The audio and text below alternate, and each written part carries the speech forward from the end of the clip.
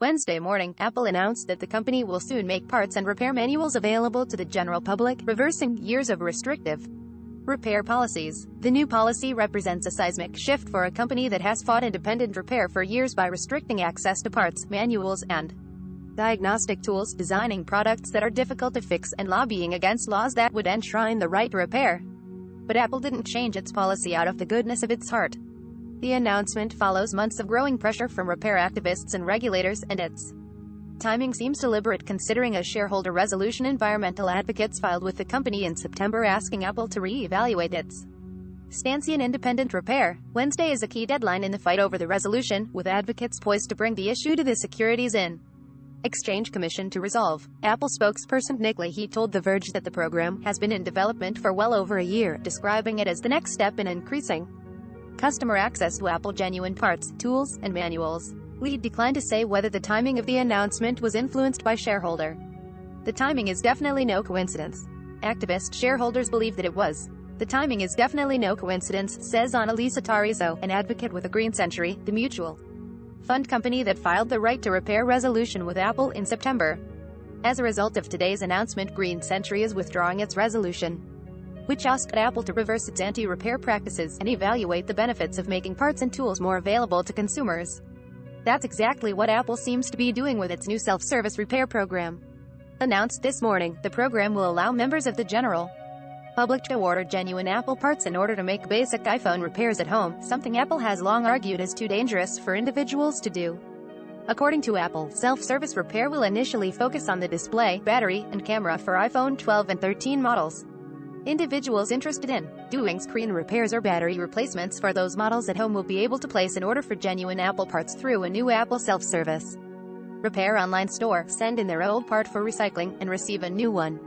The announcement effectively fulfills Green Century's request that Apple make significant changes to its repair policies.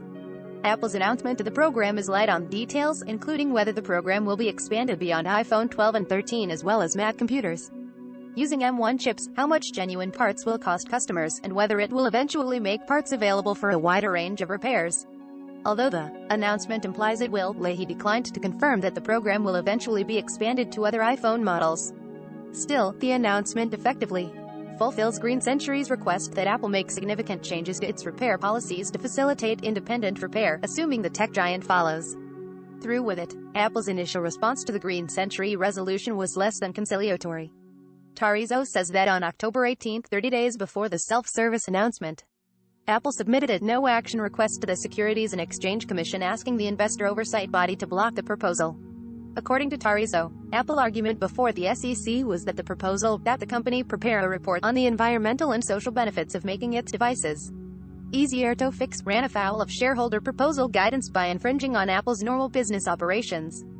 However, earlier this month, the SEC issued new guidance concerning no-action requests that includes a carve-out for proposals that raise significant social policy issues. In other words, shareholders can bring resolutions that affect a company's day-to-day business operations if those proposals raise issues with significant societal impact. Tarizo believes that this change made it much more likely the SEC would side with a Green Century rather than Apple, particularly since the mutual fund company connected the dots between increased access to repair and the fight against climate change. Using devices as long as possible through maintenance and repair is one of the best ways to reduce the climate impact of consumer technology, since the majority of the emissions associated with our gadgets occur during the manufacturing stage. It wasn't a guarantee that the SEC would side with us, but the new guidance indicates it's very likely we would prevail, Tarizo says. It effectively took away a lot of Apple's leverage in the process. Now, Apple seems to have regained some leverage by announcing its new self-service repair program on the same day that Green Century was required to respond to the no-action request. Instead of arguing that the SEC should allow the shareholder resolution to move forward, Green Century is now withdrawing the resolution. Some of Apple's biggest competitors have already embraced right-to-repair policies.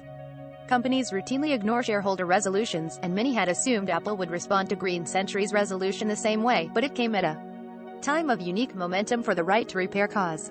This year, a record 27 states have considered right-to-repair bills, and the first national right-to-repair bill was introduced to Congress in June. None have passed into law, but they've sent an alarming message to companies like Apple that restrictive repair practices may not be legal for much longer.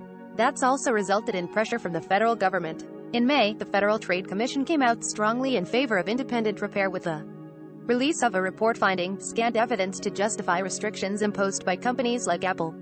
In July, President Biden himself signed an executive order encouraging the FTC to craft new regulations that would limit the ability of cell phone makers to restrict DIY repair. Those rules are a long way from coming into effect, but the specter of looming regulations was certainly a factor in Apple's decision. Some of Apple's biggest competitors have already embraced right-to-repair policies, adding even more pressure on the company. Last month, Microsoft agreed to comply with a first-of-its-kind right-to-repair resolution brought by environmental nonprofit As You Sow in June. The resolution asked Microsoft to study the environmental and social benefits of increasing access to repair. Microsoft not only agreed to conduct such a study but to act on the findings by the end of 2022. Microsoft's concession to activist shareholders came on the heels of Green Century filing a similar shareholder resolution with Apple, a move activists speculated could pressure on the iPhone maker to respond in kind.